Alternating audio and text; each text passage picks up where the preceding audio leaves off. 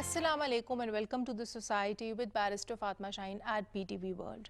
You may recall a time that in your teenage years you might have been confused about who you were, who you would want to be and what the future might hold in store for you. When you stepped into adulthood, the nature of these questions might have changed to what career path is best suited for you, whether you would want to get married or not. If you would want to get married, who would you get married to? Identity crisis and related issues arise with us all the time at different facets of life, at different phases in life. What is important to understand is that how do these psychologically affect us? This is exactly what we'll be talking about in our show today. We'll be discussing the identity crisis, be it in young people, be it in men, be it in women, be it for that matter in transgenders in Pakistan as well as abroad. We'll also be deliberating on what role possibly can the state as well as media play in ensuring that this identity crisis is resolved. And to do that, let me introduce you to my today's panel. My first panelist for today's show is Miss Elia Zehra, who is a youth activist. She's also the managing editor of Naya Daur Media. Assalamu alaikum, Elia, and welcome to the show. Alongside her, I have Dr. Usman Amin Hotiana, who is a consultant psychiatrist. He is also the head of Department of Psychiatry at Rashid Latif Medical College. Assalamu alaikum, Dr. Sahab, and welcome to the show. And via Zoom, we'll be joined by Raza Rumi Sahab, who is an analyst, he's a writer, and he's also an educationist. Assalamu alaikum, Raza Sahab, and welcome to the show. Thank you so much. Elia, I would like to start the show with you. You know, in my introduction, I generally spoke about the fact that we all go through an identity crisis. What is equally important is the fact that, you know, once we have developed an identity, we usually start to question it too. So what are the most pressing reasons because of which you feel we, question our identity? Is it because of societal pressures? Is it because of family pressures? Or is it because of media? I think there are various factors that cause identity crisis among young people. And, the kind of environment that you get at home is very important. How you are raised, how freely you are, told to express yourself, and, the kind of things that you see on the media, the exposure you get as a child, that is very important. It all plays a role in shaping your thought process, your identity.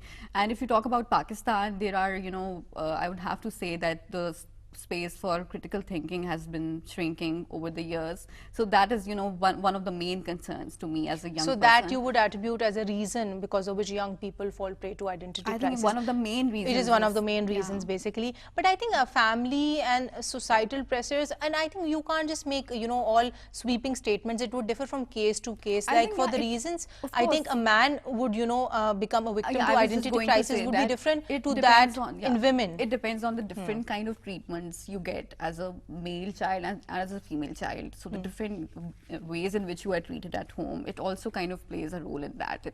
A female child is treated in a different manner. She's told that she can't be, that strong, and a man is told that he has to be powerful and strong and has to do things that are important. Woman is told to be, she always thinks of herself as somebody who is weak. And I think also, other than that, the kind of family setup you live in, so many other things externally, like if you're living in a joint family system, then you have expectations of both your parents as well as maybe perhaps your grandparents if they're alive as well.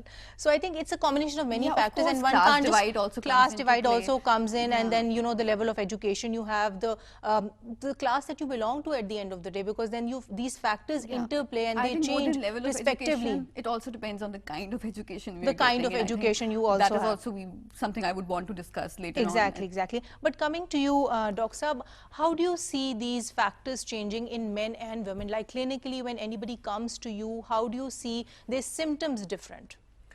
Fatma, the identity is a very, very deep and complex word. Right. Just let me take it from the start. Please. When a child is born and he is growing through his developmental stages, so what is happening, he's imbibing all kinds of value system, prejudice, education system, and he's creating a sense of cohesiveness, how to see the world. Now, different things, there are three things which are of the most important value in my opinion, and number one is gender.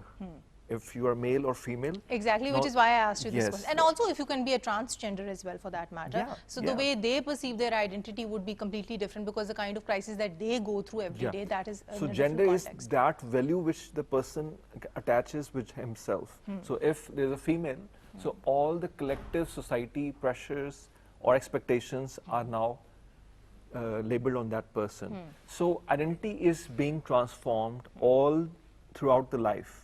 And I think we are discussing about the youth right now. Right. So Youth in the society at large generally, because youth is of course just one element Yeah. of it, about women, about men, about transgenders, about I think minorities, for everybody. transgender, it's all the more difficult it- because of the transphobia they face Exactly. in their lives. Exactly, your point is noted. But coming to you, Raza Saab, we've generally been talking about identity crisis, the kind of crisis arises here in Pakistan, especially among young people. But, you know, considering that you've yourself relocated from Pakistan to the States, how do you compare this crisis with what it is to young people facing the same crisis there abroad? I think, Pakistan's case is not too different from many other countries because your identity, as was mentioned by other speakers, is a Right. complex development and a complex sort of idea because it is shaped by a variety of factors,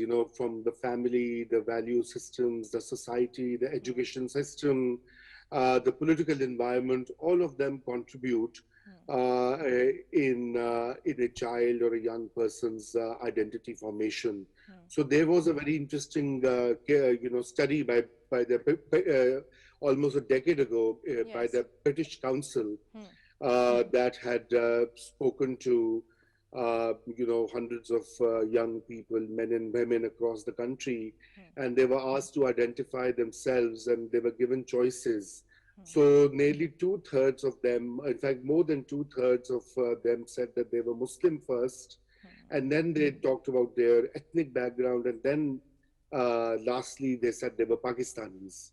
So that particularly demonstrates, I mean, I don't know if there have been any follow-up studies, but that particularly kind of indicates that how the Pakistani identity is secondary or at a third place in so many cases. Exactly. And there are other identities which Preceded. young people tend to hold on to. What are the most common misconceptions about Pakistanis there in the West? So, because we were talking about the identity issue, Yes. so here in the US or in Europe, you would ask young people, and they would identify themselves as as Swiss or French or American or all of that. So that particular identity comes first, and others follow. Right. Now, the perception of Pakistanis in the West, unfortunately, has been shaped by what the media tells the Western people about Pakistan and Pakistanis. So there's in the US, it is a bit different from Europe because in the US, most of the Pakistanis who live here are from the professional classes. They're highly educated, they're engineers or doctors or Right. IT people or bankers, and therefore they are very much integrated and valuable to the society. So hence they give a much better impression of the country. But that is different from what happens in Europe, Right. where we've had waves of migration from the working class as well as other sections of Pakistani society.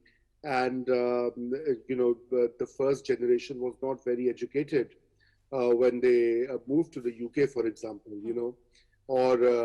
and that has had issues of integration. But having studied in both UK and US myself, I feel generally that people in UK they're more accepting of international people and of diverse culture. I might be wrong on that. Maybe you could comment.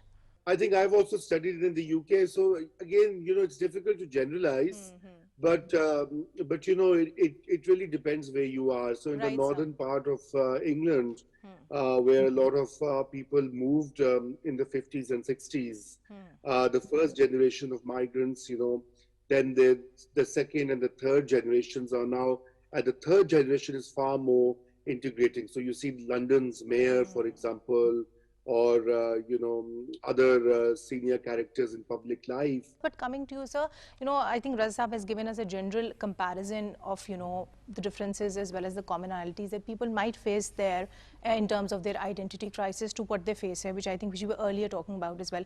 But do you see any differences when it comes to their mental health, so to speak, like the kind of challenges that people might face here because of their identity issues to what they might feel abroad? The mental stresses are very closely linked with your identity. Right, sir. So in Pakistan, for example, we have a lot of influence from British which we took. So every young person wants to go abroad. We are not really proud to speak Urdu, for example. We are not really proud to do a lot of things which we see other countries. The French will talk in French. Right. British will. And this is something what Raza Saab earlier also pointed out, that the nationality gets precedence, so to speak, over other things. Where does nationality comes from? So it comes from your education. So the curriculum we are going to draw is going to determine what kind of youth we are going to look into, right? So education I will come to, and I'll have your narrative on that. But in terms of, as a psychiatrist, I want your medical perspective on this, that, when you compare both kinds of patients, I'm sure you have patients who've come to you from States, from Europe, from all over the world. So in terms of their treatments, in terms of the challenges they face, in terms of resources that health professionals like yourself have, what comparisons do you draw? They are very much democratic. Okay. They won't care which social class one is from. They won't care which ethnic background you are from. So they're very biological determinant. Right, Okay? sir. So depression will be there, but yes, if somebody is rich, they might have a different approach. But in Pakistan, rich or poor, poor people are more prone to go and access the mental health. No, I think at the end of the day in Pakistan also the difference that I at least as a lay person would see is that abroad people are more open in talking about their mental health issues. Exactly. There's less stigma attached to their issues. But in Pakistan, I think it's not considered a disease. exactly. In Pakistan, people would think twice, even if you belong to, the rich class. Even the educated ones. Even the educated ones, education that way would not make much of a difference. But talking about education, what role do you feel does education have in shaping young people's identity? We have, as a Pakistani, the young people face, an extreme level of identity crisis. Like the definition of a patriot person, that is somebody who kind of, when I'll give you my example. When I was in school, I studied at an educational institution that was considered liberal, and I was also given a kind of environment at home where, critical thinking is encouraged. Students are, taught rote learning, that they have to memorize everything by heart, and one who memorizes it well will get the good grades, and one who has the concepts clear in his mind. And I think in this regard, the teachers have a very strong responsibility to bear as well, because they have to have that strong sense of commitment, that strong sense of identity. Of career counseling in Pakistan, which is supposed to be the teacher's role. Like they are supposed to tell the students, like apart from what they're, about from the curricula, they are supposed to, have a talk with the students and, see what they want to do. That also plays a part in identity crisis. They don't know what it is that they want to do with their life. Because that is the time when you are inculcating those values and the child is growing up, so that is something that he'll take at the very outside. Government needs to take a lead in this regard, because career counseling is something that is needed in Pakistan. I see a lot of professionals who choose a certain field, but then they're, they feel clueless and they think that, if somebody had guided them better, they could have probably changed careers. So, Rasab, as an educationist on our panel today, what would you want to say about this? I agree with what Dr. Usman and Elia have said. Right, sir. What is of urgent importance is that we have to revamp our education system and especially the curricula, because that is what is contributing to a lot of confusion in young minds. Children, when they are growing up, what they read and what they imbibe, and when they enter college or university, already their minds have been shaped or reshaped by the curricula. And it is not a very consistent curricula that makes students think or question or understand the world. In fact, it is quite the opposite. We have the rote learning culture for a lot of students. We also teach them completely, mishmashed and garbled idea of history. And there have been improvements in the last decade, since the 18th Amendment, the curricula, became a provincial subject. So there were changes made in KP, in Punjab, in Sindh. Some of them have been reversed, as Elia was mentioning. But I think that process has to move further Of course, it has to to be moving. instill the idea of a national identity which is pluralistic, which is tolerant, which Of is course. accepting of differences, which is accepting of other religions and faiths and ethnicities and the world. These things shape your Right, sir. both your identity and your conduct. This too, and also, sir, media, something that we earlier, just briefly touched upon before, that media itself, as we all know, is a double-edged sword at the end of the day, whereas it has that power to, of course, educate us, to give us information which we otherwise might not get. It also has that potential to actually, corrupt you in a way that you might not have been corrupted, especially when it comes to young generation who don't know how to use it constructively. So what checks and balances possibly can we place on mass media, or for that matter, social media in this regard, so as to ensure that, it ends up shaping the national identity the right way?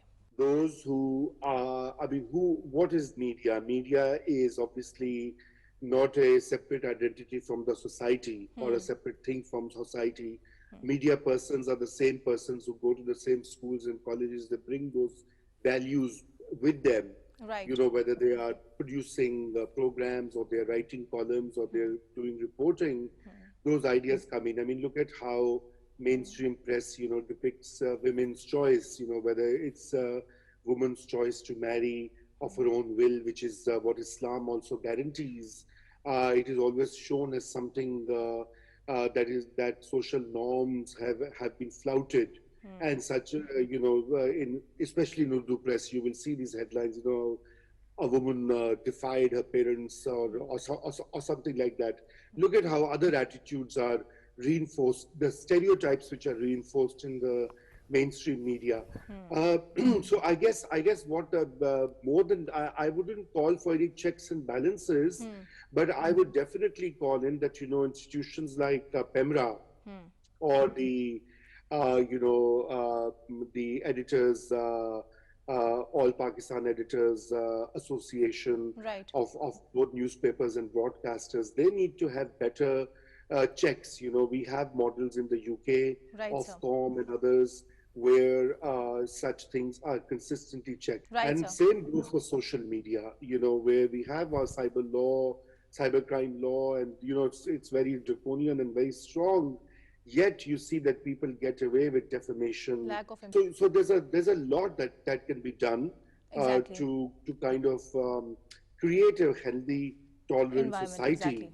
and also make people more accepting of other identities Of and be other comfortable identities. with their multiple identities. Exactly, and also not to get confused of their own identity, because with media, I think, Elia, you would agree with me on that, there is too much information coming on, and I'm sure as a young journalist, you use online spaces and whatnot. What are the solutions that you put forward for this? I think, of course, there needs to be better monitoring, and parents need to play a role in this. And I think we kind of when we talk about looking at monitoring what the children are doing, we kind of don't respect their individuality. We don't think of them as individuals. And I think parents, I think Dr. Saab, you would agree with me on this, parents themselves need to be literate to be able to do that. So do teachers, because you can't, of course, stop somebody from using the internet in a certain way, because it is kind of a requirement now. Everybody has to do it, it in a civilized manner. Exactly. Respecting their privacy, respecting their opinion as well, not treating them as mere kids, but somebody, Actually, adults with opinions. I think we can't pin everything on the parents because we have to talk about personal responsibility. But sir, how would you impose this personal responsibility on a young child? On What somebody young who's are you like, what like young are you maybe talking somebody about? who's growing up in their early teens. Okay, so So- if a person is like 14, 15 years old, so technology is a new machine which we are being exposed to, like everywhere else. Like we know that in Finland, your basic right constitutes of having a specific number of speed and access to internet, right? So this is one of the very basic things. King Edward University, there was this one professor who had this debate we had this argument that whether a medical student should have an access to computer or not. Look, we have to I think there are no two ways about it. I think every person two needs ways. to have access to. So a large amount of the people are internet not now. on board. They think they can control these things. So it's not the loudspeaker, it's not the internet, it's not the computer. Parents have a limited role. I'm just talking about a young generation. I'm of course not talking about people who are like majors or I think we need to acquired move beyond majority, yeah, controlling, basically because controlling. Yeah. But you know, that's just Ah, session since education. it's an open show. But Parental so education. coming to COVID, I think it's very Yeah. important that we discuss this, you know, whole show and we put Yes. it in context in regards to the COVID pandemic that we are all living in. What kind of patients are coming into you complaining of identity crisis during the COVID pandemic? Because I know I actually am a COVID survivor, and when I had COVID for nice. almost a month, Yeah. honestly, I at some level started questioning my own identity, because I think that sense of isolation that makes you think about so many things at the same time. A human is a social animal. You know, we have a need for connection. So if we look our brain cells under the microscope, even they try to connect. So this is this innate DNA written thing which we need. So even if you were in COVID, you were still connected to a lot of people, near ones, through a lot of gadgets, right? So social isolation is relative. Sometimes you're in a house, but you're estranged from your mother, you're estranged from your father, and you're estranged from your brother. So this is all relative in a way. The connection hai, that is all in the mind. And identity is purely psychological. And sometimes it's about a social, how connected I But feel to sir, even if it's psychological, at some end or the other, it has to do, I think, with the social factor. It has to do with the environment that Yes, you're yes, in yes. with, because everything is so interlinked. You Definitely, can't see it definitely. separately at the end of the day, Definitely. basically. One more thing which really interests me is the fact that, you know, we earlier spoke about how identity crisis translates into men and women. But what about transgenders? So any small group which is different from the other groups will feel some kind of paranoia, and depends upon the sport. For example, we know that a lot of countries have accepted their right to their gender.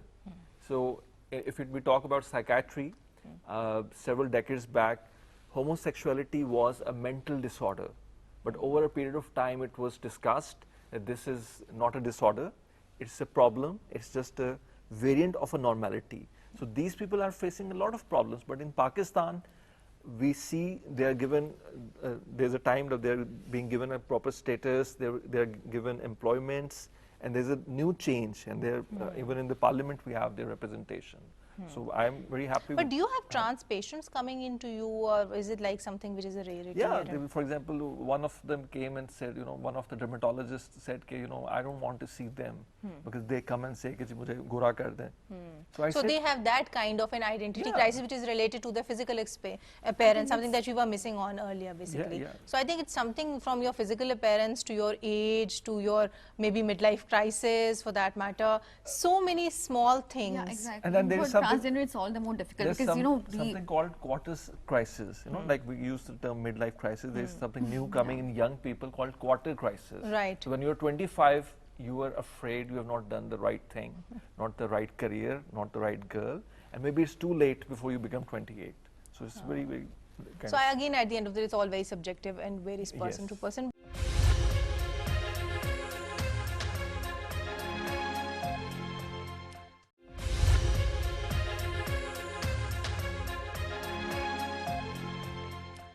Taking you on board, Raza Saab, I would want to ask you that you've generally discussed, you know, the role of education, we've discussed the role of media, but in this regard, how do you link globalization with the identity crisis, so to speak?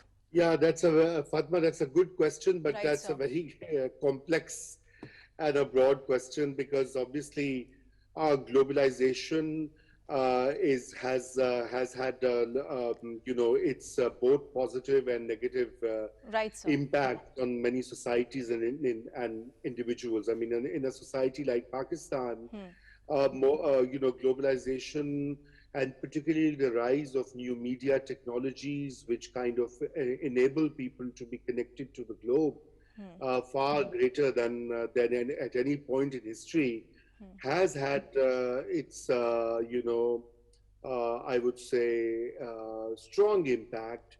In particular, you know, it has, I think, what it is doing is it is making people more aware, especially young people, more connected to the ideas that emerge elsewhere.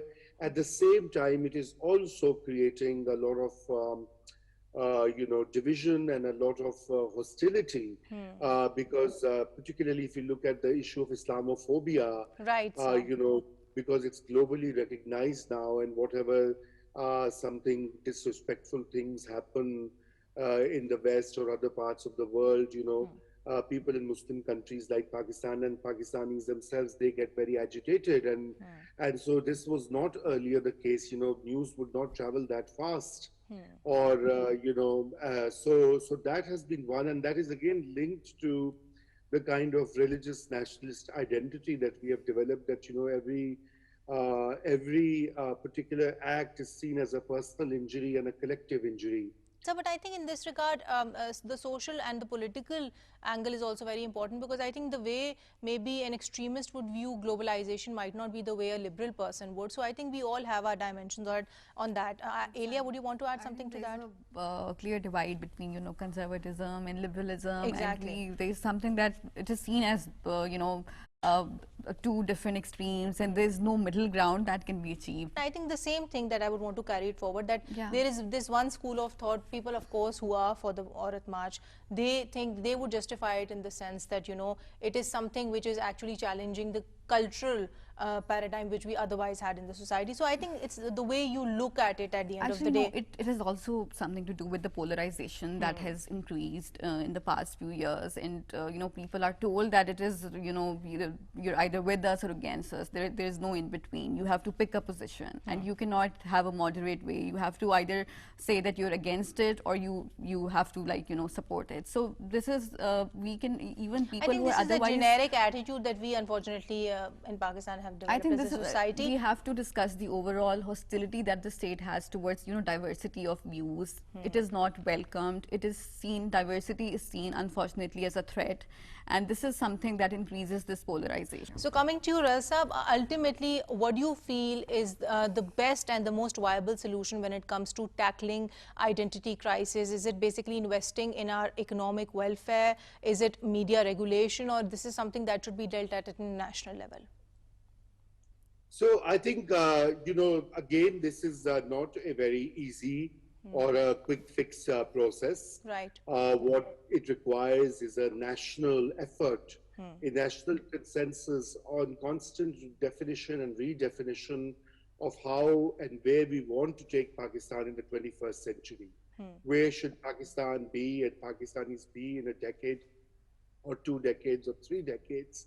And that is then, and once we have those national goals set, so for example, in my view, we should be very clear that we need to make Pakistan a highly educated, highly skilled, economically stable and growing country, because that is the only way out for Right. us, given our population and the challenges of poverty and unemployment, etc., that we have. So if we once set that target, that is what would require many changes at the national and the provincial level.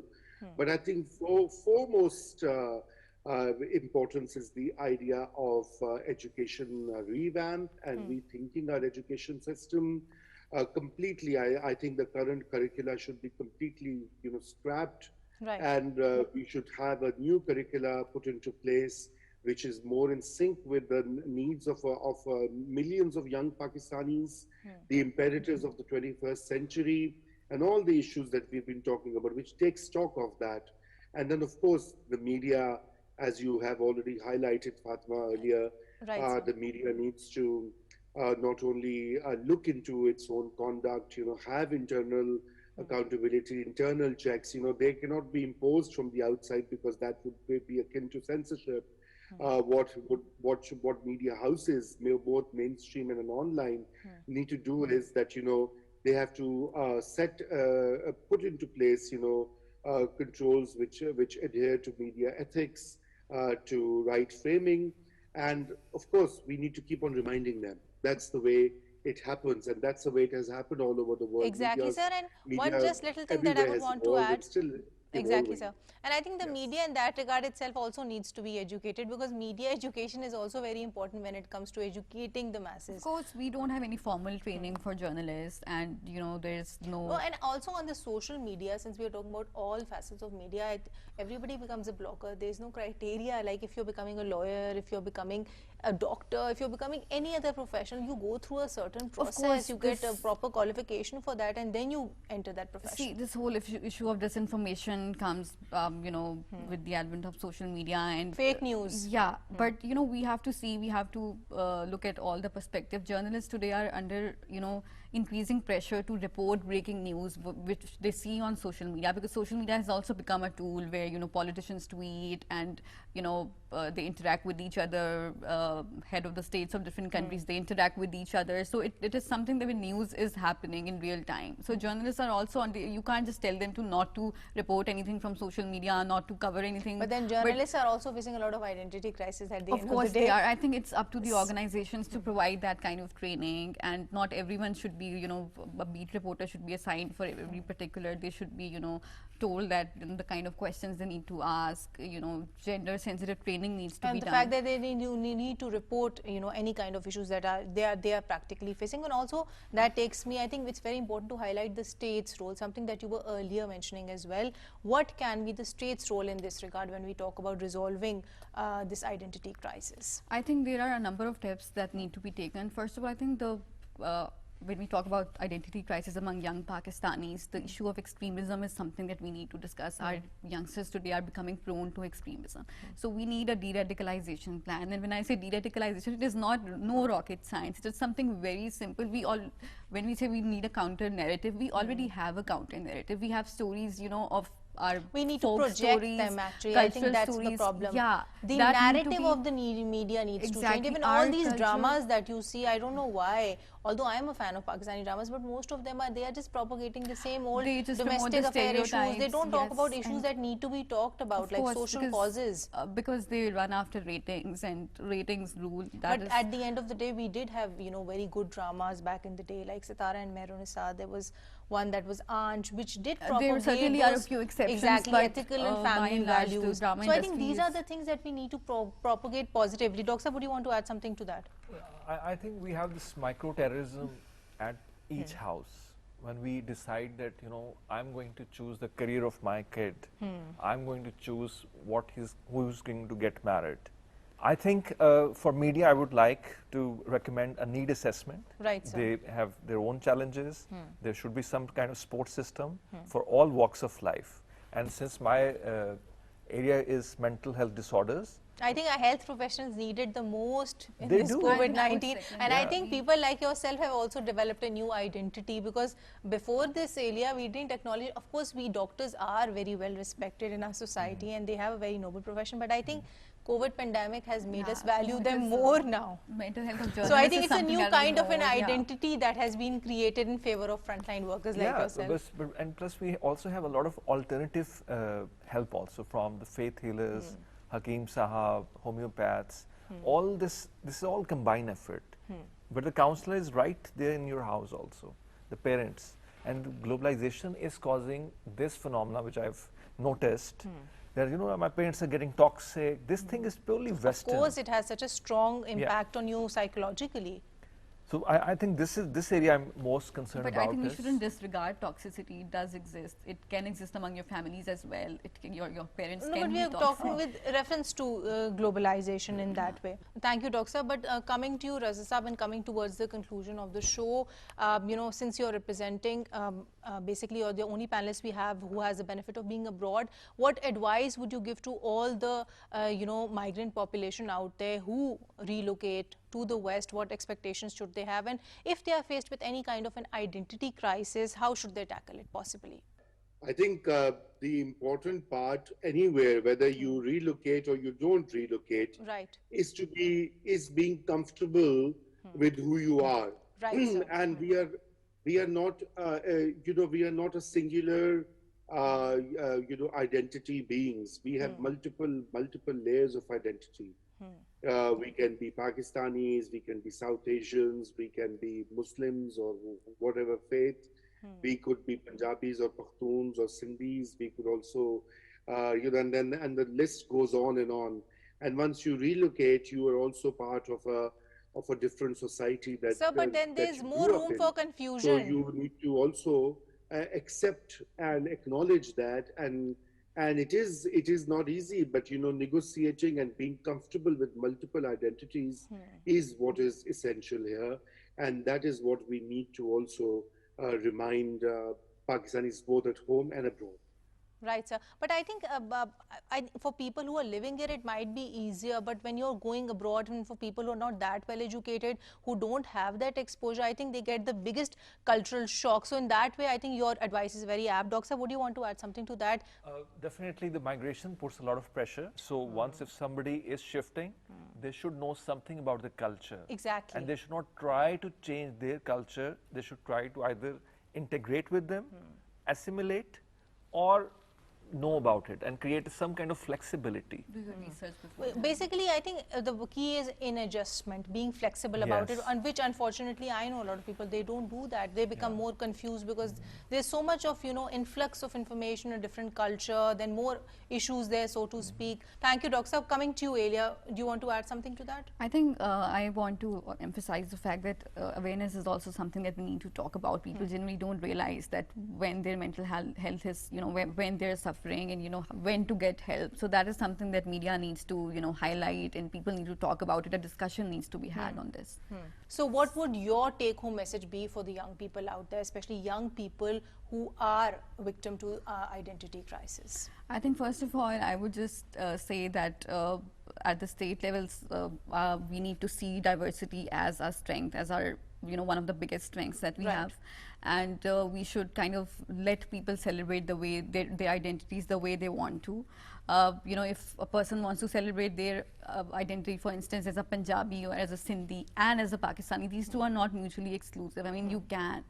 And you can be a Pakistani citizen, course. and you can celebrate your ethnic identities and speak your And I ethnic think languages. identity, then again, since it's an all-encompassing concept, it should just not be restricted to the ethnicity as All well, I'm saying is basically, yeah. that when you have diversity of cultures, Right. diversity of languages, that actually strengthens you. It should not be Of seen course, as a diversity threat. should be seen as a strength, not as a And weakness. yeah, I get and that. of course we need to add lessons of interfaith harmony, tolerance, pluralism in our curriculum. So young people can be taught that we don't have to hate each other to love the country. There Of is a course. way we can coexist, and Something which earlier Raza was also mentioning, I think something which other countries, Malaysia, when I was researching for the show, has done very categorically. What would your take-home message be in this regard, Doctor? My advice would be one should look for a proper mentor in their lives. And if they fall into some problem, they should not shy away from getting help from surroundings.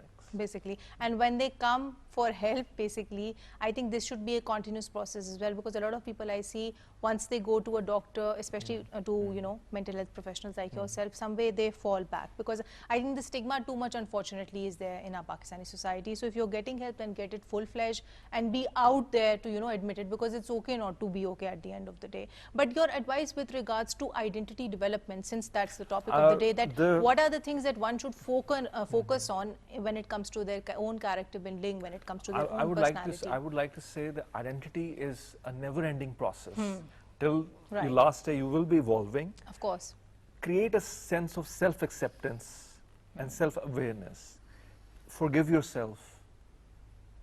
Be kind to Take yourself. care of yourself. Love yourself. Otherwise, you can't. Of course, self-love, I think, is the I best think form of the love. last thing that I would like to add, we also need to talk about the role of medical professionals here. I've heard stories of people who say that they felt judged when they went to a therapist in Pakistan. So I think there's Which no is why, formal. exactly, this is something that I raised earlier, Yeah, right now, so- basically. Yeah, so Which there's is no why they formal training. retreat. Exactly. So I think our therapists also need to be trained. The kind of questions they should be asking. They should be asking the right questions, the right particular, Yeah. and sensitive questions, so to speak. Thank you so much, Elia. Thank you so much, Dog Saab, and thank you so much, Raz Saab, for being here with us today.